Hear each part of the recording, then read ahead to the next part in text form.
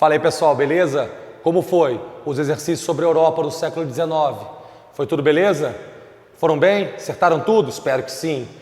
Qualquer coisa, dúvidas, entre em contato com a gente vai estar dando suporte para vocês, beleza? Tamo junto aí. A aula de hoje sobre Estados Unidos no século XIX. Gente, falar dos Estados Unidos no século XIX é falarmos de um país pós-independente. Em 1776, matéria do ano passado para vocês, segundo ano, os Estados Unidos promoveram a sua independência dentro de um movimento chamado de movimento liberal. O que vai acontecer?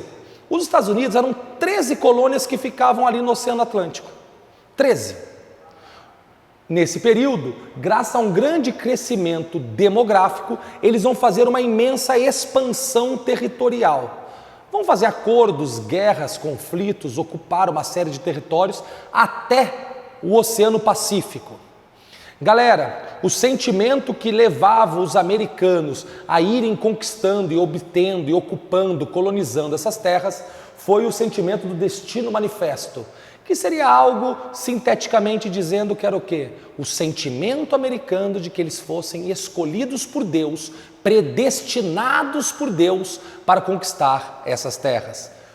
Dos povos que mais foram afetados, 2 dignos de nota. O primeiro são os mexicanos, uma frase sensacional de Porfírio Díaz, ditador mexicano dessa época, que dizia: pobre México, tão longe do céu e tão perto dos Estados Unidos. Só para aí dá para você ter uma noção. E o segundo são os povos nativos, os nativos americanos, certo? Que a gente chama de indígenas, que também foram desalojados, desocupados, exterminados dentro dessa corrida americana para a direção oeste. Bem, o que acontece, no entanto?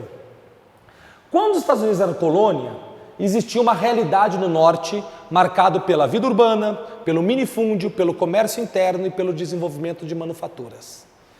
Enquanto isso, havia uma vida do sul, agrária, rural, exportadora de algodão e baseada no trabalho escravo. Essa diferença não terminou na independência. Ela continua. E conforme foi passando o século XIX, essas diferenças começaram a se tornar cada vez mais gritantes, ao ponto de o quê? De desencadear a famosa Guerra Civil Americana ou Guerra de Secessão. Isso acontece dentro da eleição de Abraham Lincoln, presidente americano, influenciado pelos industriais do norte dos Estados Unidos.